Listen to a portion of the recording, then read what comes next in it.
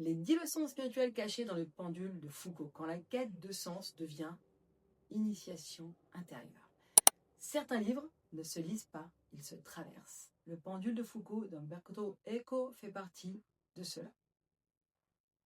Derrière ces 700 pages d'énigmes, de sociétés secrètes, de symboles se cache une immense parabole sur la quête spirituelle moderne, celle qui cherche la vérité dans les signes, mais oublie parfois le silence. Alors voici les 10 grandes leçons spirituelles que nous enseigne ce roman initiatique. La première, c'est la soif de sens est sacrée, mais elle peut devenir un piège. C'est-à-dire que chercher un sens à la vie, c'est noble, mais vouloir en trouver absolument partout peut nous éloigner de l'essentiel. Le mental relie, interprète, invente et finit par enfermer l'âme dans ses propres constructions. La vraie sagesse, c'est d'accepter qu'il y ait des zones sans réponse, des silences qui enseignent plus que 1000 signes. La deuxième leçon, l'ésotérisme sans discernement égare. Eco montre des chercheurs fascinés par les secrets du monde jusqu'à se perdre dans leurs propres théories. C'est une mise en garde. Quand l'ego spirituel prend le pouvoir, la lumière devient confusion. Le discernement n'est pas une méfiance, c'est une forme d'amour lucide. La troisième leçon, le pendule, symbole de l'équilibre intérieur. Le pendule oscille entre deux extrêmes. Mais son axe reste immobile. Il représente la conscience éveillée, celle qui observe sans se laisser emporter. Trouver son centre, c'est apprendre à bouger avec le monde sans se déraciner. La quatrième leçon, l'univers n'est pas un plan à décoder. Les héros du roman inventent un grand plan mystique qui relierait tout.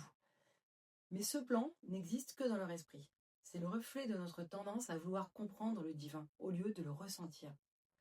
L'univers n'a pas besoin d'être décodé. Il a besoin d'être vécu. La cinquième leçon, l'alchimie véritable est intérieure. Eco joue avec les symboles alchimiques, mais derrière le satyre, il cache une vérité. La transformation n'est pas dans les métaux ni les grimoires, mais dans la conscience. La vraie pierre philosophale, c'est toi. Lorsque tu transmutes tes peurs en lumière. La sixième leçon, le savoir n'est pas la sagesse. Connaître les mystères du monde ne rend pas plus éveillé. La connaissance sans humilité devient orgueil, et l'orgueil bloque la lumière. Le mental accumule, l'âme, elle s'allège. La septième leçon, le plan est le miroir de l'ego. Plus les personnages croient en leur plan, plus ils s'y perdent. C'est la grande illusion spirituelle, croire que le monde extérieur détient la clé de notre salut. Le plan n'existe pas à l'extérieur, il se dessine en toi, dans ton propre alignement. La huitième leçon, trop vouloir savoir, c'est se brûler. À force d'invoquer des forces qu'ils ne comprennent pas, les héros franchissent des frontières dangereuses. Eco rappelle que certaines portes ne s'ouvrent qu'avec le cœur, pas avec l'intellect. La curiosité spirituelle doit toujours être accompagnée d'humilité et de protection intérieure. La neuvième leçon, la vérité ne se dit pas, elle se ressent. Le roman déborde de symboles, de noms, de codes, mais finit dans le silence, comme si tout ce bruit n'avait servi qu'à révéler ce qui ne peut pas être dit. La vérité spirituelle ne s'explique pas, elle s'incarne, elle se vit et elle se ressent. Et la dixième leçon, le silence est la dernière initiation. À la fin, tout se tait. Et c'est là que la lumière apparaît. Eco nous offre une conclusion d'une beauté rare. Quand le mental s'efface, l'âme entend enfin la vérité.